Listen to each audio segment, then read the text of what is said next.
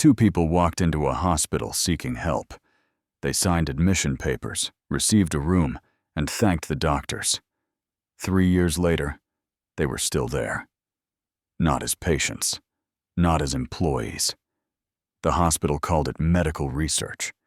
The couple called it something else. When does voluntary admission become involuntary captivity? Before we dive into the story, what's the darkest case you've ever heard or experienced?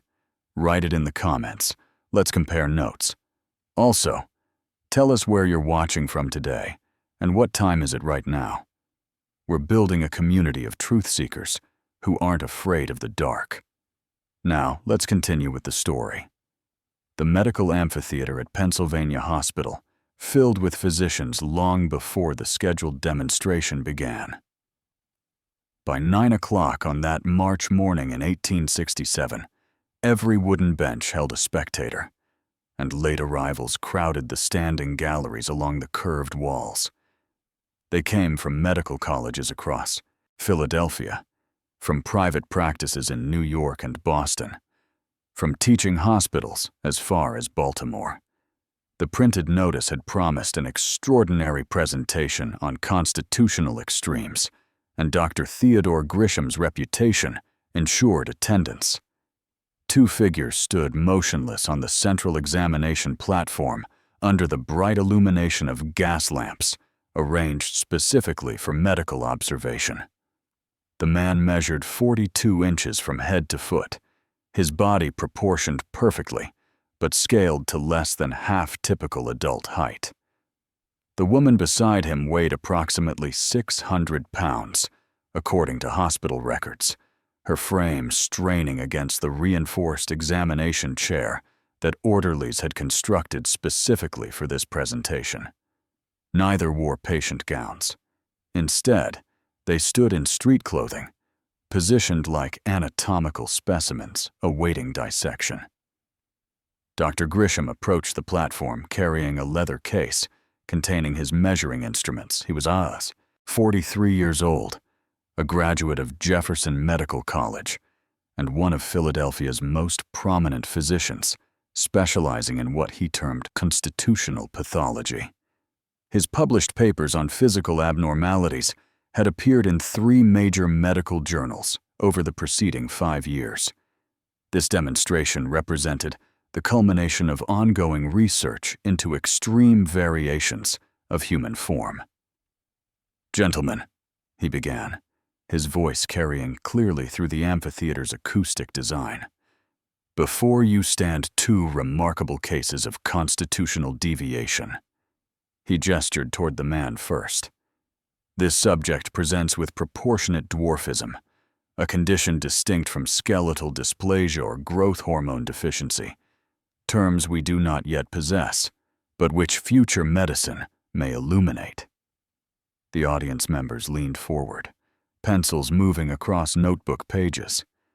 Grisham produced a measuring tape and proceeded to record the man's dimensions aloud. Height, arm span, chest circumference, head diameter. Each measurement received meticulous documentation while the subject stood perfectly still, his face expressionless. The physician then turned his attention to the woman, describing her condition as corpulent gigantism, a diagnosis he had coined himself in the absence of established medical terminology for severe obesity. The examination continued for nearly 40 minutes. Grisham invited several attending physicians to approach the platform and conduct their own measurements, transforming the demonstration into a participatory anatomical study. The subjects complied with each request, turning when directed, extending limbs for measurement, standing for comparative photographs that a medical photographer captured using the latest wet plate technology. What the gathered physicians did not discuss, what their detailed notes failed to record, was that both subjects had names. They had histories, occupations, families. Who worried about them? They had checked themselves into Pennsylvania Hospital's charity ward 6 weeks earlier, seeking medical treatment they could not afford through private care. The hospital's admission agreement, signed by both parties, included a clause requiring participation in medical instruction and demonstration. The language specified periodic examinations. It did not specify how often, or how public, or how thoroughly their bodies would become property of medical science. The demonstration concluded with Grisham announcing his intention to publish a comprehensive paper on constitutional extremes, featuring detailed case studies of both subjects. The audience applauded. Physicians approached the platform afterwards to request copies of measurements and to inquire about future observation opportunities. Several asked whether the subjects might be available for examination at their own institutions. Through it all, the man and woman stood silent on their platform, waiting for permission to leave. The gas lights continued burning. The measuring tape lay coiled on the examination table. And somewhere in a hospital ledger, an administrator made a notation that the morning's medical demonstration had proven exceptionally successful, attracting enough visiting physicians to justify continued investment in the special cases ward. Medical progress demanded specimens. Pennsylvania Hospital had found 2 who came willingly. At least at first, the subjects from Dr. Grisham's platform had names that appeared nowhere in his published medical papers. Hospital admission records from January 1867 identified them as Samuel Wickham, a 31-year-old cabinet maker from Lancaster County, and Margaret Fulton, a 28-year-old seamstress from Chester County. Both had traveled separately to Philadelphia, each carrying letters from local physicians who could offer sympathy but no treatment. They arrived at Pennsylvania Hospital within 3 days of each other, neither knowing the other existed. Both desperate enough to sign documents they barely understood. Samuel's admission form, preserved in the hospital's charity ward registry, listed his occupation and described his condition in clinical terms. Born in 1836 in a farming community outside Lancaster, he had learned cabinetry from his father, despite physical limitations that prevented him from operating larger woodworking equipment. His proportionate dwarfism meant he could perform detail work exceptionally well, crafting small furniture pieces and decorative boxes that required precision rather than height. For years, this skill provided modest income. The problem began when his hands started failing. The admission notes mentioned progressive joint pain in his fingers and wrists, conditions unrelated to his stature, but catastrophic for someone whose livelihood depended entirely on fine motor control. By late 1866, Samuel could barely grip his carving tools. Local physicians in Lancaster County offered laudanum for pain, but possessed neither knowledge nor resources to address the underlying deterioration. They suggested Philadelphia's teaching hospitals, where the latest medical techniques might offer solutions. Margaret's story carried similar desperation. Born in 1839 in rural Chester County, she had worked as a seamstress since age 14. Her weight had increased dramatically, starting in her early 20s, though admission records provided no clear explanation for the rapid gain. By 1866, she weighed approximately 570 pounds, according to initial hospital measurements, and her condition prevented her from sitting at a sewing machine for more than brief periods. The physical strain caused severe pain in her legs and back, along with breathing difficulties that worsened each month. Her local physician in Chester County wrote a referral letter that accompanied her admission paperwork. The letter, still attached to her hospital file, described her as a patient of good moral character facing constitutional affliction beyond rural medical capacity. It recommended Philadelphia hospitals as her only option for potential treatment. What the letter did not mention was that Margaret had already lost her employment and her boarding house lodging due to her condition. She arrived at Pennsylvania Hospital with almost no money and nowhere else to go. Both admissions followed identical processing. A hospital administrator met with each patient separately, explaining that the charity ward could provide room, board, and medical consultation at no direct cost. The catch appeared in standardized admission agreements that both signed.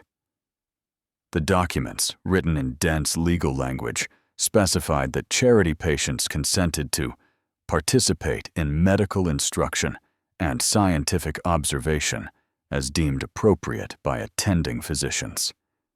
The phrasing sounded abstract, almost benign. Neither Samuel nor Margaret understood it meant becoming permanent teaching specimens. This practice was entirely legal in 1867. Teaching hospitals across America maintained charity wards specifically to ensure access to interesting medical cases. Patients received care they could not otherwise afford. Physicians gained subjects for research and instruction.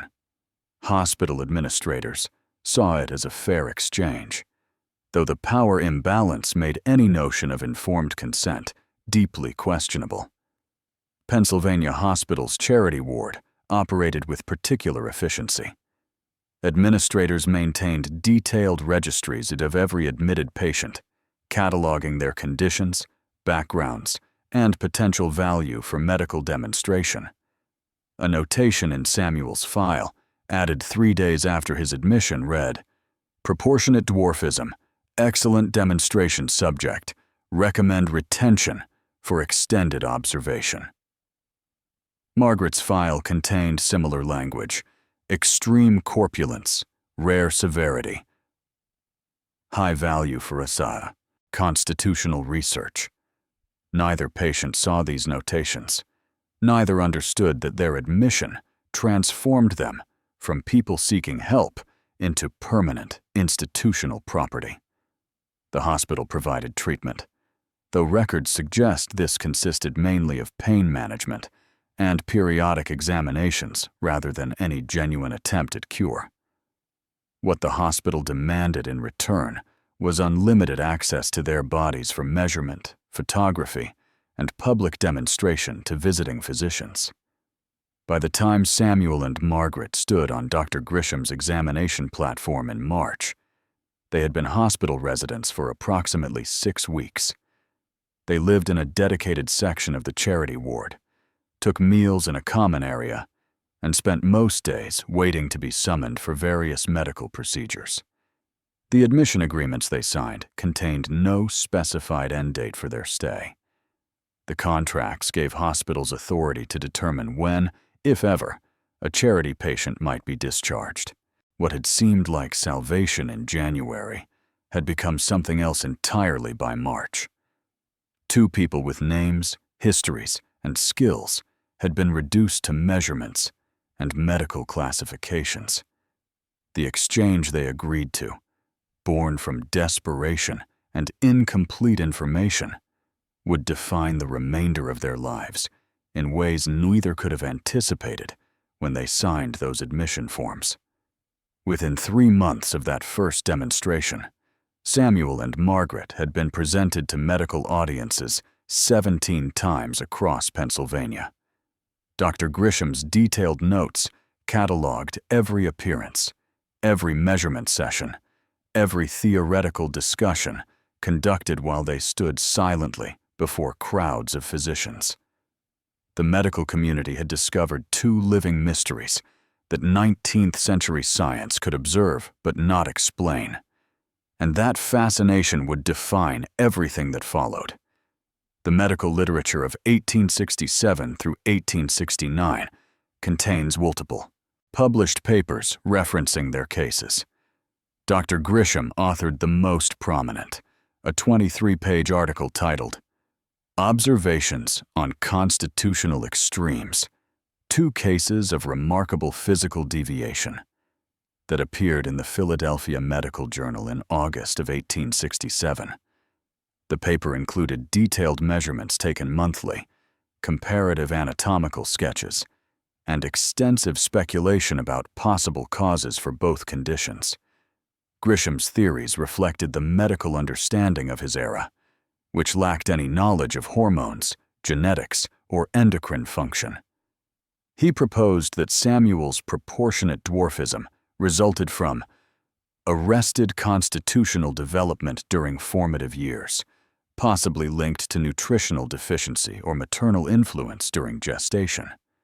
For Margaret's severe obesity, he theorized a metabolic derangement of humoral balance that caused her body to convert all nutrition into adipose tissue, regardless of food intake.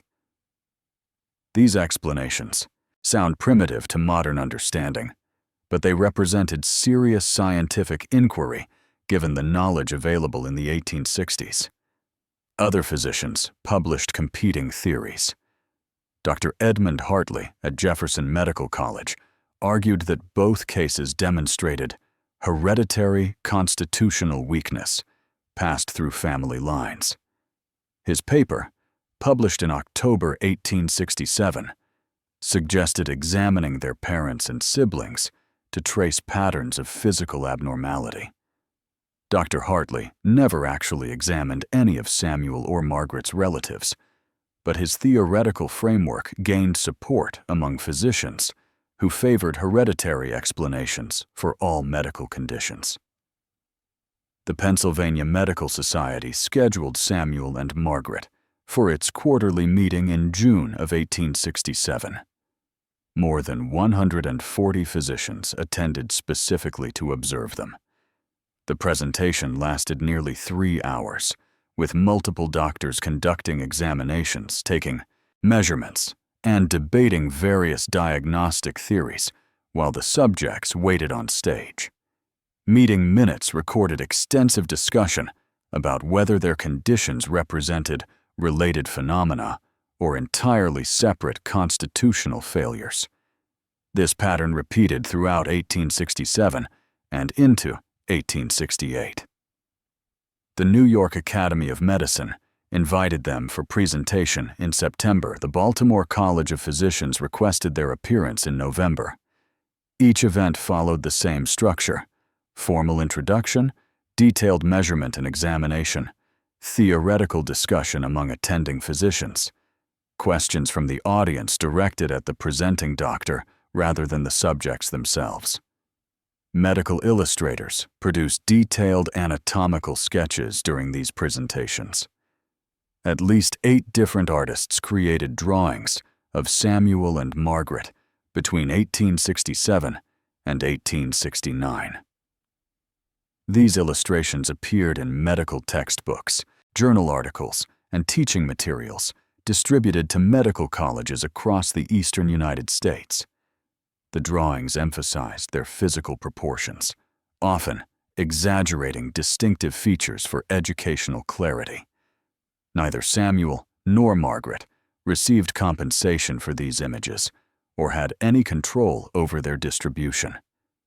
The photography sessions intensified as medical photography technology improved. Pennsylvania Hospital hired a dedicated medical photographer in early 1868, specifically to document unusual cases. Samuel and Margaret were photographed individually and together, in various poses selected to highlight their distinctive physical characteristics. These photographs were sold to medical schools for teaching purposes, distributed to subscribing physicians for private collections, and occasionally leaked to commercial photographers who sold them as curiosities. Dr. Grisham maintained meticulous records of every examination, every measurement, session, every observation. His personal research files, preserved in Pennsylvania hospital archives, contain monthly data on Samuel and Margaret, spanning from January 1867 through late 1869. He measured their height, weight, limb proportions, chest and head circumference, and various other metrics with obsessive consistency. The data served his ongoing research, but the examinations themselves required Samuel and Margaret to submit to physical handling multiple times per month. The medical discussions surrounding their cases focused entirely on causation theories and classification debates. Physicians argued whether proportionate dwarfism represented arrested growth or constitutional miniaturization. They disputed whether extreme obesity indicated metabolic failure, glandular dysfunction, or behavioral excess. These debates filled medical journals and sparked correspondence between physicians across multiple states. What the medical literature almost entirely omitted was any discussion of treatment. Grisham's papers mentioned pain management for Samuel's joint deterioration and breathing support for Margaret's respiratory difficulties, but these represented symptom management rather than therapeutic intervention. No published research from this period suggested any physician attempted to cure or reverse either condition. The medical value lay in observation and documentation, not in helping the patients themselves. By late 1868, Samuel and Margaret had become fixtures of East Coast medical education. Their cases appeared in teaching curricula at 5 different medical colleges. Visiting physicians specifically requested observation opportunities when traveling to Philadelphia. Hospital administrators tracked these requests carefully, recognizing that access to interesting medical cases enhanced the institution's reputation and attracted donations from wealthy medical patrons. The subjects of all this attention remained charity ward residents with no clear path to discharge. Their medical value ensured their institutional retention. They had become too scientifically important to release. The Philadelphia County marriage certificate dated October 19th, 1867, listed Samuel Wickham, cabinet maker, age 31, and Margaret Fulton, seamstress, age 28. The clerk who recorded the marriage made no notation about their physical conditions, no mention of their hospital residence, no indication that both parties lived as permanent medical exhibits. On paper, this looked like any other working-class marriage in Philadelphia that autumn. The reality was far more complicated. Samuel and Margaret had lived in the same charity ward section for 9 months before anyone documented a personal relationship between them. Hospital regulations technically prohibited romantic attachments between patients. Though enforcement proved inconsistent across different wards, the Special Cases section where both resided operated with looser supervision than general charity wards, primarily because administrators wanted their valuable medical specimens comfortable enough to remain compliant. Exactly when their relationship began remains unclear from surviving records. The earliest reference appears in a nurse's log from August 1867, noting that Samuel and Margaret took meals together regularly and conversed during free periods. Another entry from mid-September mentioned Samuel assisting Margaret with mobility around the ward, offering his arm for support during the brief walks her physicians recommended for circulation. These small acts of mutual care went largely unnoticed until Samuel requested a formal meeting with hospital administration in early October. The meeting minutes, preserved in Pennsylvania Hospital's administrative archives, recorded Samuel's direct request: permission to marry Margaret Fulton. He presented the request calmly and with preparation, citing Pennsylvania law that imposed no physical requirements for marriage eligibility. He noted that both he and Margaret were legal adults of sound mind who had consented to the union. The administrator who documented the meeting described Samuel as surprisingly articulate and determined, despite his stature. Hospital administrators faced an unprecedented situation. Their admission agreement said nothing about marriage because previous charity patients had never attempted it. The contracts granted hospitals extensive control over patients' daily activities, medical participation, and length of stay. But marriage fell into uncertain legal territory. Pennsylvania law granted married couples certain rights that might conflict with hospital authority over individual patients. Internal correspondence over the following week revealed significant concern among senior administrators. Dr. Grisham wrote to the hospital superintendent, arguing that marriage might complicate the subject's availability for medical demonstration and potentially encourage independence, contrary to research requirements. Another administrator worried about public perception if newspapers learned that the hospital effectively kept a married couple as permanent institutional residents. The hospital's legal advisor provided the determining opinion.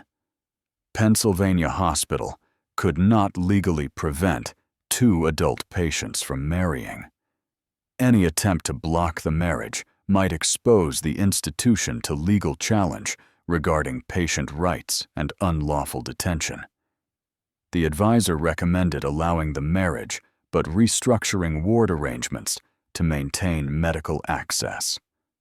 Samuel and Margaret married at the Philadelphia County Courthouse on October 19th. No hospital staff attended the brief civil ceremony. The witnesses were courthouse clerks who had no knowledge of the couple's circumstances. The entire proceeding lasted less than 15 minutes. The marriage certificate, like thousands of others processed that year, recorded only the essential legal information without elaboration. The couple returned to Pennsylvania Hospital that afternoon as husband and wife. Hospital administrators has immediately held an emergency meeting to address the new situation. The resulting internal memo, dated October 20th, established new protocols for married patients in the charity ward. The memo specified that Samuel and Margaret would share quarters in a private wardroom rather than the semi-communal sleeping arrangements typical for charity patients.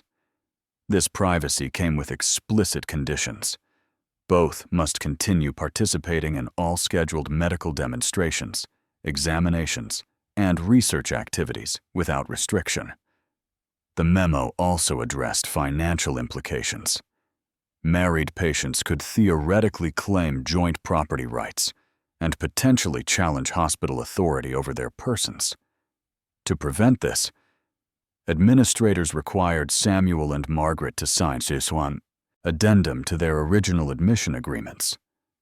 The addendum, dated October 23rd, specified that marriage did not alter their obligations under the charity ward admission contracts, and that both parties individually consented to continued medical participation.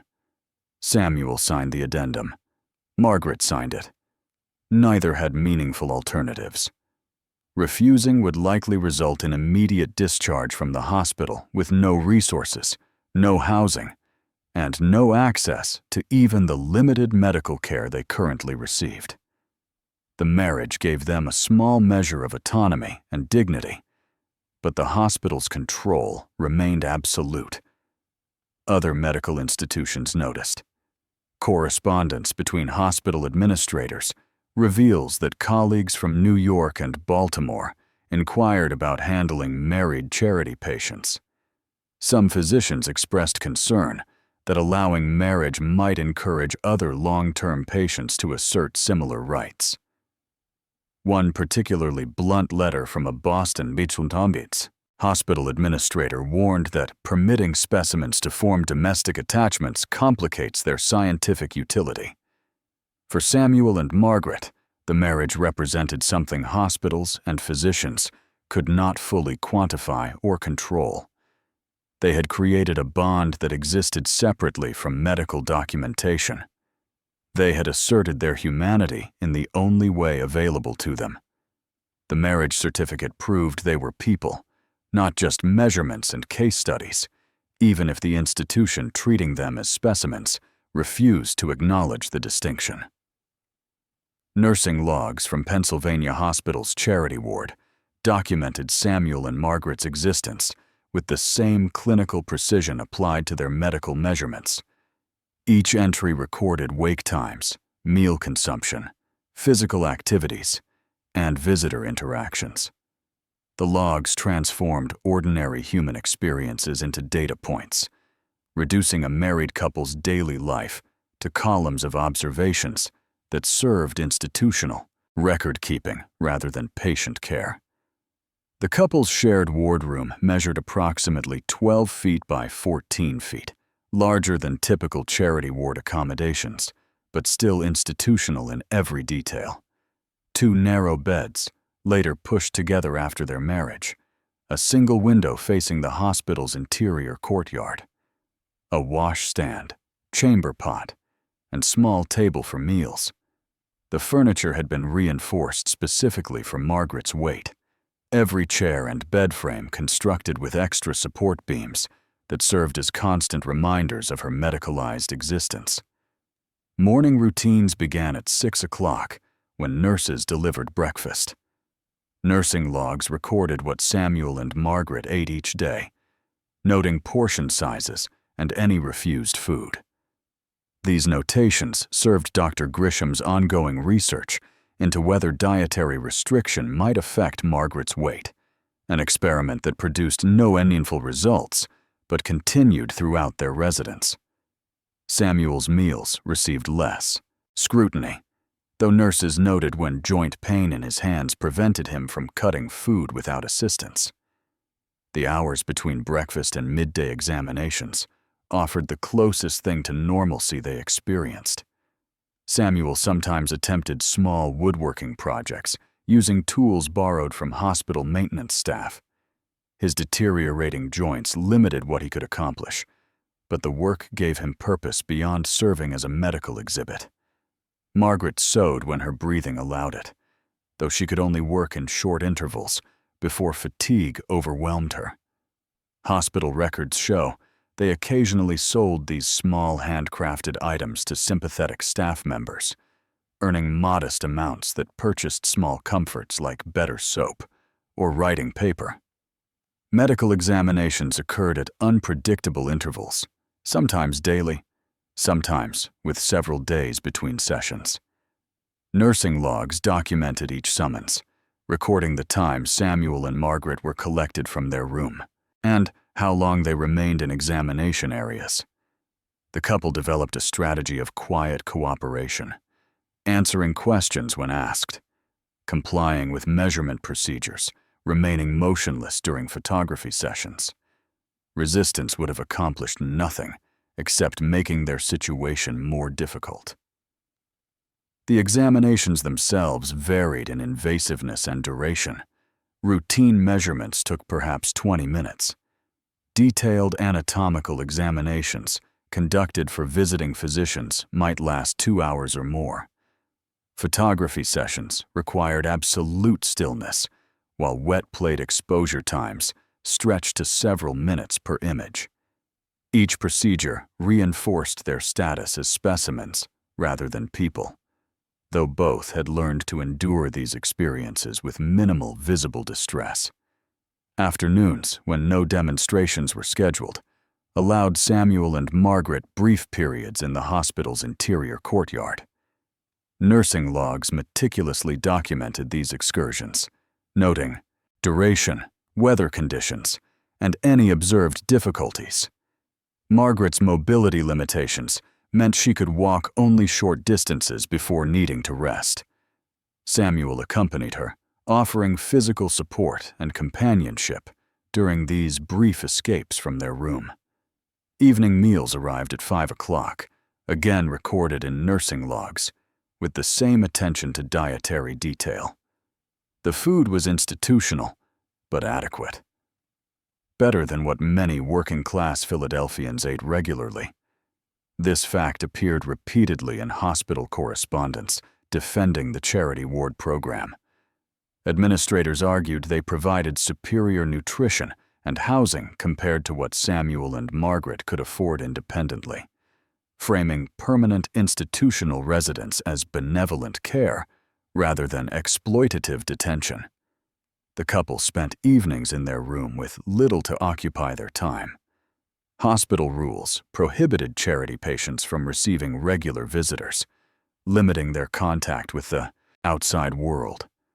They could send and receive letters, though nursing logs noted when correspondence arrived and sometimes recorded its origin. Samuel wrote to his family in Lancaster County occasionally, brief letters that mentioned his marriage but avoided detailed descriptions of hospital life. Margaret's correspondence was less frequent, her family connections apparently more strained. Sleep schedules were monitored and documented. Nurses conducting nightly rounds noted whether Samuel and Margaret were asleep at designated check times, recording any observed restlessness or difficulty.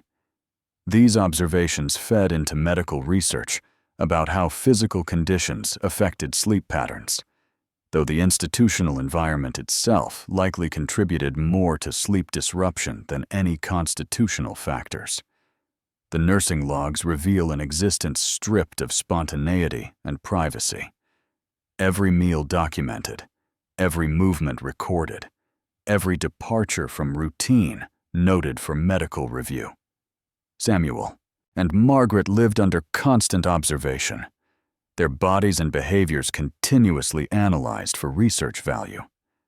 The private wardroom offered minimal dignity, but institutional control penetrated even those thin walls through regular inspections and mandatory participation in ongoing medical studies. This was their daily reality as a married couple. Not a home, but a research facility. Not a life, but an extended medical study where the subjects happened to have names and legal marriage status that complicated but did not prevent their institutional retention. They maintained what dignity they could through small acts of normalcy, shared meals, quiet conversations, the simple comfort of companionship within an environment designed to treat them as permanent scientific specimens rather than human beings deserving autonomy. By late 1867, photographs of Samuel and Margaret circulated through medical institutions across 7 states, sold individually or in sets to teaching hospitals, private physicians, and medical collectors. The couple never received a single dollar from these sales. They never saw contracts governing image distribution. They simply stood where directed, held still for exposure times that seemed to stretch endlessly, and watched strangers transform their bodies into commodities that could be bought, sold, and displayed without limit or consent. Medical photography was still relatively new technology in the 1860s. The wet plate collodion process, introduced in the previous decade, allowed for sharper images and shorter exposure times than earlier methods, making it practical for documenting living subjects. Pennsylvania Hospital hired its first dedicated medical photographer in February of 1868, a man named Charles Pembroke, who had previously worked for a commercial portrait studio before recognizing more profitable opportunities in medical documentation. Pembroke's contract with the hospital specified that he would photograph interesting medical cases and sell the resulting images to physicians and medical institutions. The hospital received a percentage of sales revenue. The subjects received nothing, their participation considered part of their charity care obligations. This arrangement was standard practice across American teaching hospitals, treating patient images as institutional property rather than personal likenesses requiring consent. The photography sessions took place in a converted basement room with large windows providing natural light. Pembroke required absolute stillness during exposures that lasted between 15 and 45 seconds, depending on lighting conditions. Samuel found this relatively manageable. Margaret struggled with the physical requirement of remaining motionless for extended periods, her breathing difficulties making sustained stillness genuinely painful. Pembroke showed no patience for these difficulties, demanding retakes whenever movement blurred an image. The photographs themselves followed standard medical documentation formats. Individual full-body portraits showing front, side, and back views. Detailed images focusing on specific physical features that physicians found educationally significant. Paired photographs of Samuel and Margaret together, emphasizing their contrasting physical conditions. Pembroke composed each image with clinical precision, positioning his subjects to maximize anatomical visibility rather than personal dignity. Hospital records from 1868 show that Pembroke produced at least 43 separate photographic plates of Samuel and Margaret over an 8-month period.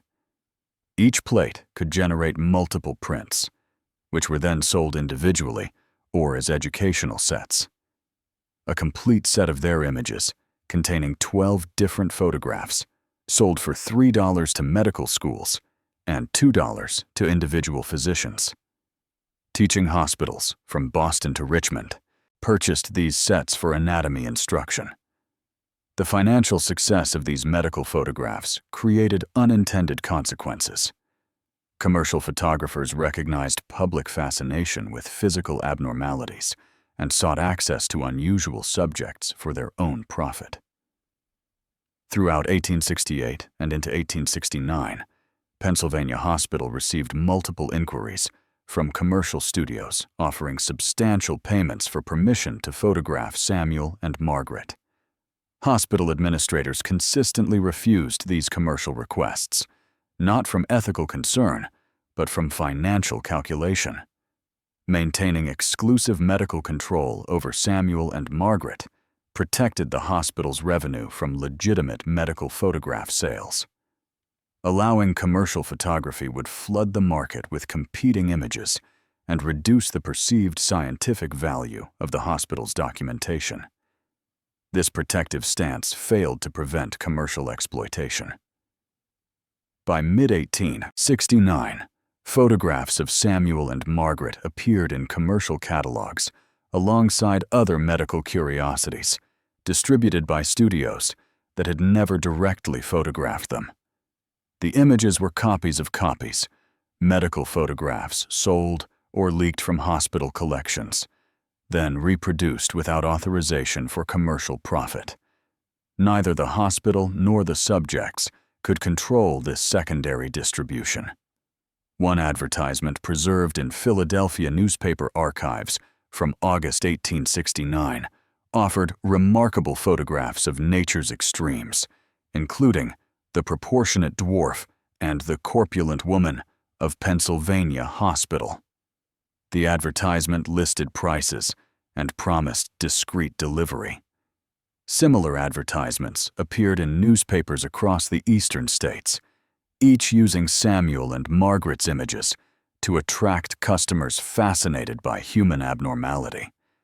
The psychological impact of this widespread distribution went entirely undocumented in medical records. Hospital files contained detailed notes about Samuel's joint deterioration and Margaret's respiratory struggles. But no physician recorded how it felt to know their images circulated freely, purchased by strangers, displayed in medical classrooms, and possibly in private collections for entertainment rather than education. Their faces and bodies had become public property, divorced from their personhood and reduced to curiosities available to anyone with money to purchase a photograph. The technology that allowed physicians to document unusual cases with unprecedented precision also enabled exploitation on an unprecedented scale. Wet plate photography transformed Samuel and Margaret from living people into reproducible images that could be bought, sold, studied, and collected without limit. They had no legal recourse, no mechanism to control their own likenesses, no way to prevent their physical appearances from becoming commercial products distributed to audiences they would never know and could never confront. Every photograph taken represented their permanent loss of privacy and dignity, another transformation of their humanity into merchandise. The letter arrived at Pennsylvania Hospital in March of 1868, addressed to Samuel Wickham and Margaret Wickham in care of the charity ward. The sender was Harrison Blackwell, proprietor of Blackwell's Museum of Natural Wonders in New York City, offering employment at $75 per month for a 6-month touring exhibition through eastern cities. The hospital administrator who opened the letter never delivered it to the intended recipients. Instead, he filed it with a growing collection of similar offers that Samuel and Margaret would never see. Blackwell was one of dozens of entertainment promoters who recognized commercial opportunity in the couple's medical fame. Dime museums, traveling exhibitions, and variety theaters across the eastern states sought attractions that combined spectacle with a veneer of educational legitimacy. People with unusual physical characteristics drew substantial paying audiences, and Samuel and Margaret's documentation in medical journals provided the kind of scientific credibility that separated respectable exhibition from crude exploitation. At least 17 separate offers reached Pennsylvania Hospital between January 1868 and December 1869, according to administrative correspondence files. The proposals varied in their specific terms, but followed similar patterns. Promoters offered substantial monthly salaries, guaranteed housing during tours, and promises of respectful treatment distinguishing their exhibitions from less reputable entertainments. Some letters emphasized educational components, proposing that Samuel and Margaret would deliver brief lectures about their conditions alongside physical display. One particularly detailed proposal came from the American Museum of Physical Curiosities in Baltimore, dated July 1868.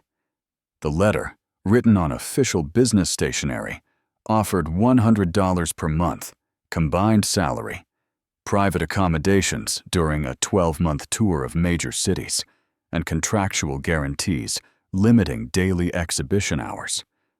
The promoter promised audiences would view them in tasteful, educational contexts rather than crude spectacle.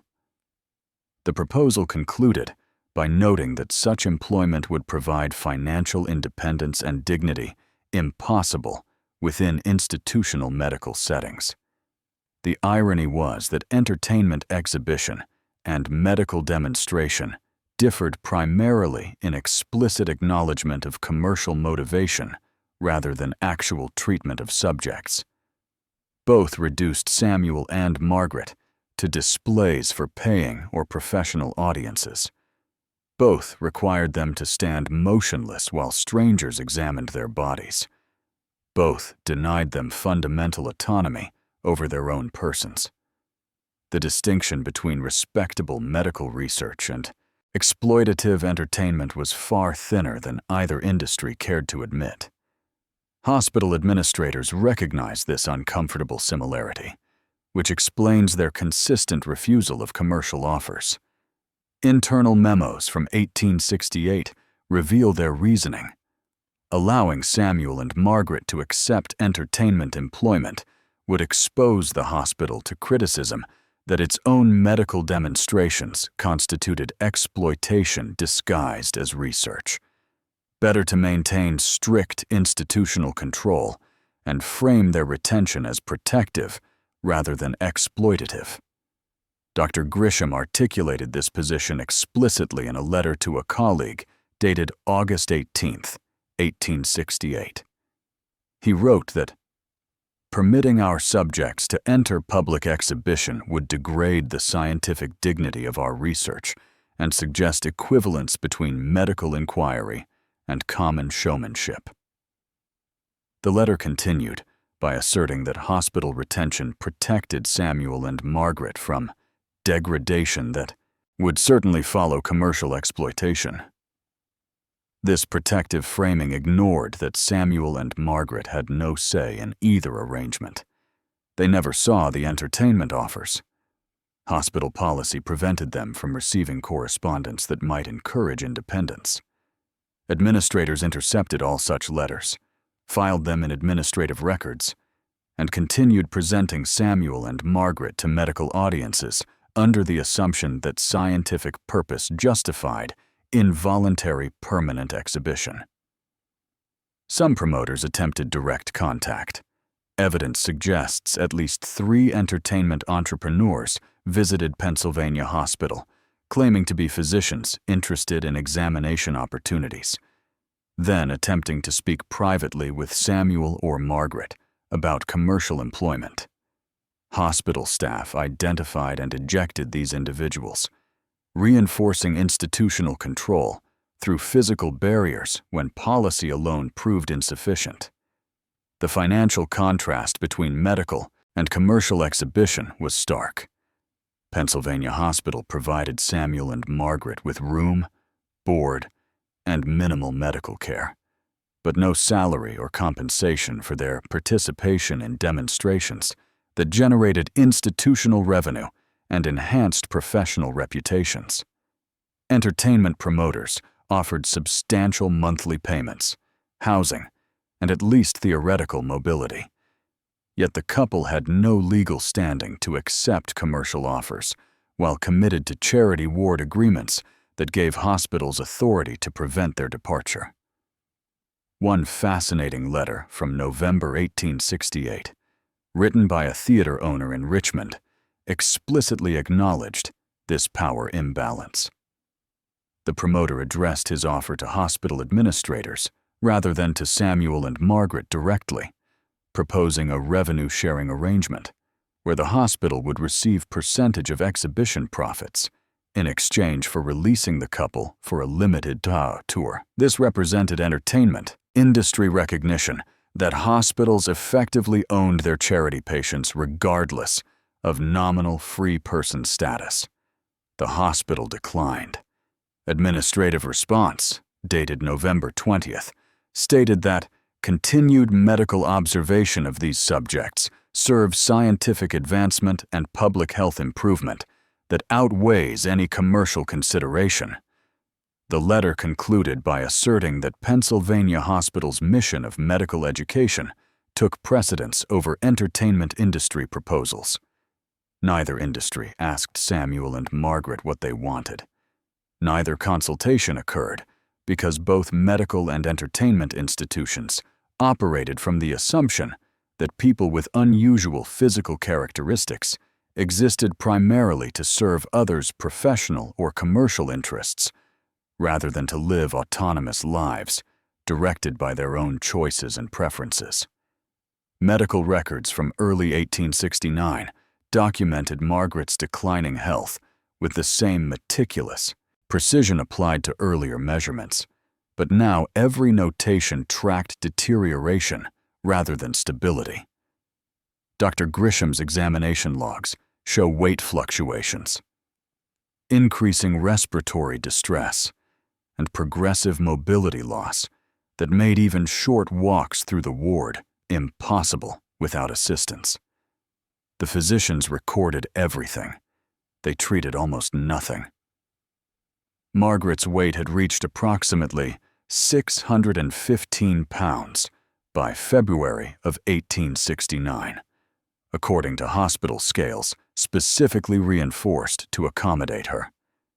This represented a 45-pound increase since her admission 2 years earlier, despite periodic attempts at dietary restriction that produced no lasting effect. 19th-century medicine possessed no understanding of metabolic disorders, hormonal imbalances, or the complex physiological factors that can cause severe obesity resistant to simple caloric reduction. The cardiovascular strain manifested in symptoms that nursing logs documented with clinical detachment. Margaret experienced shortness of breath during minimal physical activity. Her ankles and lower legs showed significant swelling that fluctuated but never fully resolved. She reported chest discomfort that physicians noted but could not effectively address given the medical knowledge available in 1869. Modern medicine recognizes these as signs of heart failure and venous insufficiency. Contemporary physicians recorded them as interesting manifestations of her overall condition. Joint deterioration affected Margaret's knees, hips, and ankles. The constant mechanical stress of supporting extreme weight caused progressive damage that physicians could observe but not prevent or reverse. By mid-1869, Margaret could no longer walk without physical support. Samuel assisted her during the brief periods when movement was necessary, offering his arm despite his own limitations, from joint pain in his hands and wrists. Hospital staff sometimes helped with transfers between bed and chair, though nursing logs suggest this assistance was provided primarily to facilitate medical examinations rather than patient comfort. Respiratory complications became increasingly severe through the spring and summer of 1869. Margaret's breathing difficulties worsened when lying flat, forcing her to sleep propped up on multiple pillows. The pressure of her body weight compressed her diaphragm and restricted lung expansion, reducing her oxygen intake and causing chronic fatigue. Physicians documented these respiratory limitations in detail, measuring her breathing rate and noting the physical positions that allowed easier respiration, but offered no therapeutic interventions beyond suggesting she remain upright as much as possible. The medical response to Margaret's deteriorating condition consisted almost entirely of observation and documentation rather than treatment. Dr. Grisham continued his regular measurements, now expanded to include additional metrics tracking her declining physical capabilities. He measured the circumference of her swollen legs weekly. He documented her reduced ability to move independently. He noted changes in her breathing patterns and cardiovascular symptoms. Each observation entered his research files as data supporting theories about constitutional pathology. Pain management remained rudimentary. Physicians prescribed laudanum for acute discomfort, but 19th-century medicine offered little else for chronic pain, from joint deterioration and cardiovascular strain. The hospital's formulary included various tonics and compounds that physicians sometimes prescribed, though records suggest these provided minimal benefit. Medical theory of the era attributed much chronic illness to imbalanced humors and constitutional weakness, leading to treatments that modern medicine recognizes as largely ineffective. Samuel's role evolved from husband to primary caregiver during this period. Nursing logs mention his constant presence in their shared room, his assistance with Margaret's basic needs, and his advocacy for her comfort when hospital staff seemed more interested in documentation than care. One nurse's note from June 18, 1869, recorded Samuel requesting additional pillows to ease Margaret's breathing difficulties. The request was eventually fulfilled, but the notation framed it as an unusual demand rather than a reasonable accommodation for a struggling patient. The medical records from this period reveal an uncomfortable truth about 19th-century teaching hospital priorities. Margaret's declining health increased her value as a research subject, while simultaneously reducing institutional investment in her well-being. Physicians documented her deterioration with scientific precision because it provided valuable data about progression of severe obesity and its systemic effects. They made minimal effort to slow or reverse that deterioration because their primary interest was observation rather than intervention. Dr. Grisham's correspondence with medical colleagues during this period discussed Margaret's case extensively. Letters preserved in hospital archives describe her symptoms, speculate about prognosis, and propose theories about the relationship between extreme weight and organ function. None of these letters suggest active treatment plans or therapeutic experimentation. The focus remained entirely on understanding her condition through observation, with the implicit assumption that documentation served medical science more effectively than attempting to help the patient herself. By late summer 1869, Margaret spent most of each day in their wardroom, her world reduced to the space between reinforced bed and chair. Samuel remained with her constantly, their marriage sustained through quiet companionship in circumstances that allowed little else. The measurements continued. The photographs continued. The medical demonstrations continued whenever Margaret's condition allowed transport to examination areas.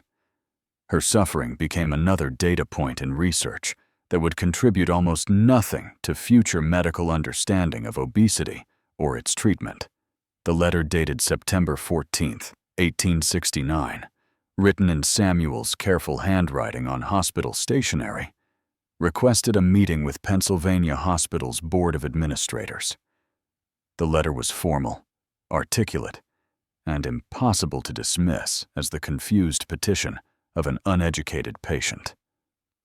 Samuel wrote with precision and clarity, outlining a proposal for his and Margaret's discharge from the charity ward, while maintaining their cooperation with ongoing medical research. The administrators who read it understood immediately that their most valuable specimens had become aware of their imprisonment. Samuel's letter began by acknowledging the medical care he and Margaret had received over the preceding 2 years and 8 months. He thanked the hospital for treatment of his joint deterioration and for housing them as a married couple. This diplomatic opening demonstrated understanding of institutional sensitivities and an attempt to frame his request as reasonable rather than confrontational. Samuel recognized that direct challenge would accomplish nothing. His strategy relied on presenting discharge as compatible with continued medical cooperation. The letter's central proposal was straightforward. Samuel requested permission for him and Margaret to establish independent residence in Philadelphia, suggesting a modest boarding house arrangement that would allow Margaret's limited mobility. He proposed that they would return to the hospital for scheduled medical examinations, perhaps weekly or monthly, as physicians deemed necessary. This compromise would give them basic autonomy while preserving the hospital's access for research purposes. Samuel addressed the financial concerns directly. His letter noted that he had maintained contact with his former employer in Lancaster County, who had expressed willingness to provide cabinetry work Samuel could complete at his own pace, despite his joint limitations. Margaret could perform limited sewing work from their residence. Together, these modest incomes might cover basic living expenses. Samuel emphasized they were not requesting financial support, only release from institutional confinement that had extended far beyond any reasonable definition of temporary medical care. The letter concluded by noting that nearly 3 years of continuous residence in the charity ward exceeded typical hospital stays by considerable margin. Samuel wrote that while he understood their cases held scientific interest, surely the extensive documentation already completed provided sufficient material for research purposes. His final paragraph requested a formal meeting to discuss discharge arrangements that would respect both their autonomy and the hospital's scientific interests. Hospital administrative records show this letter circulated among senior staff for nearly 2 weeks before generating an official response. Internal memos reveal significant concern about how to handle Samuel's request. Dr. Grisham wrote to the hospital superintendent, arguing that discharge would be scientifically premature, given Margaret's deteriorating condition, which offered ongoing research opportunities into the progression of severe obesity. Another administrator noted that Samuel's proposal, while appearing reasonable on its surface, would establish precedent that other long-term charity patients might attempt to follow. The hospital's legal advisor provided the most revealing assessment in a memo dated September 23rd. He acknowledged that Samuel and Margaret could not be legally held against explicit will, as they were not convicted criminals or judged mentally incompetent. However, he noted that their charity ward admission agreements gave the hospital authority to determine medical necessity of continued residence. As long as physicians claimed ongoing treatment justified retention, the hospital could frame their detention as medical care rather than involuntary confinement. The official response to Samuel's letter, dated October 1, 1869, rejected his proposal with language that barely concealed its actual reasoning. Hospital administrators wrote that Margaret's serious health conditions required constant medical supervision that could not be adequately provided in a private boarding house setting. They claimed that discharge would put her at severe risk and that the hospital's duty of care prevented releasing patients whose conditions necessitated institutional support. The letter made no mention of continued research value. It framed rejection entirely as concern for Margaret's well-being, a protection against the dangers of independent living given her physical limitations. This reasoning appeared compassionate on its surface while serving the hospital's actual interest in maintaining access to valuable research subjects whose ongoing deterioration provided scientific data. Samuel wrote again on October 12th. His second letter was shorter, more direct, and revealed his understanding of the hospital's true motivations. He noted that physicians had conducted no therapeutic interventions for Margaret's condition in many months, suggesting that claims of necessary medical supervision rang hollow. He pointed out that the majority of medical examinations involved measurement and documentation rather than treatment, activities that could occur during scheduled visits rather than requiring permanent residence. This second letter received no response. Hospital administrators filed it in Samuel's patient record and continued operations as before. Samuel and Margaret remained in their wardroom. The scheduled examinations continued. The blood measurements continued. Margaret's health continued declining, while Samuel watched helplessly, his carefully reasoned arguments dismissed by an institution that valued their bodies more than their autonomy. One final document survives from this period, a brief note in Samuel's handwriting dated November 6, 1869. Unlike his formal letters, this appeared to be a personal reflection never intended for official submission. The note, discovered decades later folded inside his patient file, contained a single devastating sentence. "We came seeking help and became specimens. We asked to leave and learned we were prisoners." Margaret Wickham died on February 7, 1870, at approximately 2 o'clock in the morning, and according to the death registry entry filed by Summa, Pennsylvania Hospital. The official cause listed cardiac failure secondary to corpulent condition, medical terminology that reduced 3 years of declining health to a predictable outcome of her physical state. She was 30 years old. The hospital's charity ward records noted her death with the same clinical brevity applied to all administrative matters, a single line acknowledging the end of a life that had been documented in exhaustive detail while she lived. No newspaper published an obituary. Margaret's death received no public acknowledgement beyond internal hospital documentation. The physicians who had measured her body dozens of times, who had photographed her extensively, who had presented her to medical audiences across multiple states, recorded her passing as a completed case study rather than a human loss. Dr. Grisham's research notes from February 8th included detailed observations about the final progression of her cardiovascular symptoms, but no expression of grief or recognition of her humanity. Samuel remained at Pennsylvania Hospital for 18 more months after Margaret's death. The nursing logs from this period show a man fundamentally altered by loss. He rarely left his wardroom voluntarily. He complied with medical examinations when required, but offered no conversation beyond minimal responses to direct questions. Hospital staff noted his withdrawn demeanor, but continued scheduled measurements and demonstrations, as though his emotional state was irrelevant to his value as a research subject.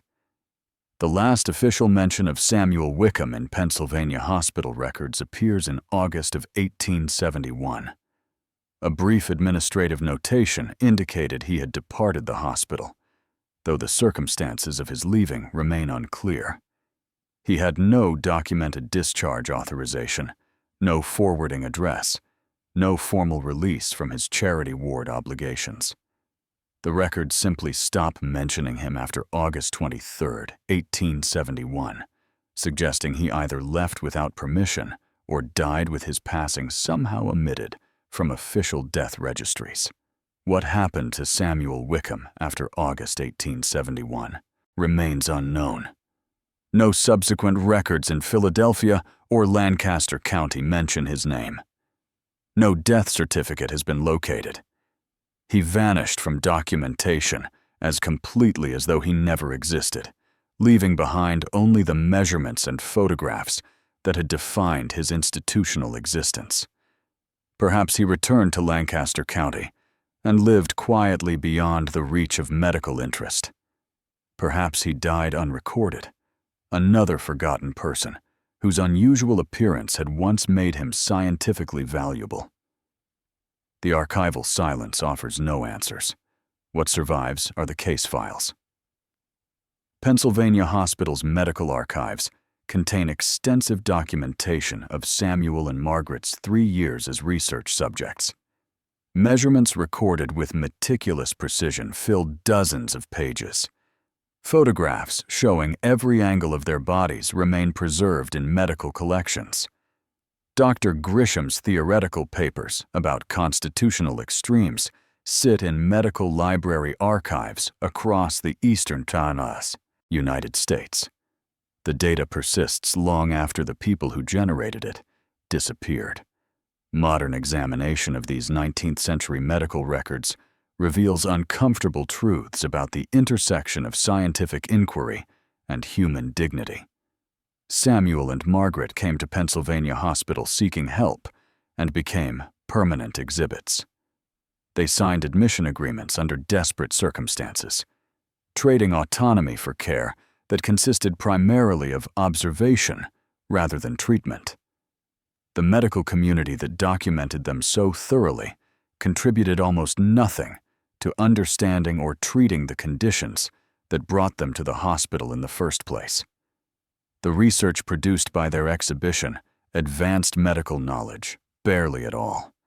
Theories about constitutional pathology and humoral imbalances that physicians developed from studying Samuel and Margaret proved fundamentally incorrect by early 20th century standards. The extensive measurements and documentation generated no therapeutic breakthroughs, no treatment protocols, no insights that improved care for future patients with similar conditions. Their suffering and loss of dignity served scientific curiosity rather than medical progress. Their marriage, their resistance, their humanity became footnotes to data that ultimately mattered far less than the physicians who collected it believed. Samuel's carefully written letters requesting discharge disappeared into administrative files. Margaret's daily struggles with declining health were reduced to symptom catalogs.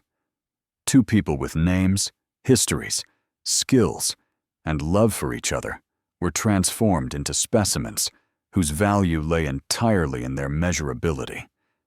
The system that enabled this transformation was not aberrant or unusual for its time.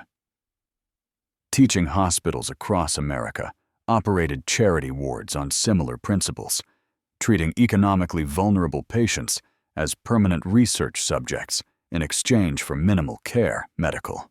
Photography and exhibition of unusual cases represented standard practice rather than exceptional exploitation. The legal framework supported institutional authority over charity patients, and public attitudes accepted that advancing medical knowledge justified significant intrusion into individual autonomy. But legality and social acceptance do not create morality. The fact that Pennsylvania Hospital violated no laws by retaining Samuel and Margaret as permanent specimens does not make their treatment ethical or just. Understanding historical context does not require accepting historical injustice as inevitable or excusable. Samuel and Margaret Wickham deserved better than measurements. They deserved treatment, autonomy, dignity, and the basic recognition of their humanity beyond their utility as research subjects. What remains in archives are photographs of their faces, numbers documenting their bodies, and the profound absence of their voices in records that should have centered their experiences rather than reducing them to data points.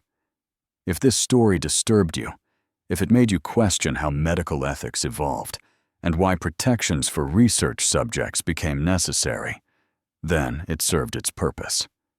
Hit that like button if you believe Samuel and Margaret's story deserves to be remembered as more than forgotten measurements in dusty archives.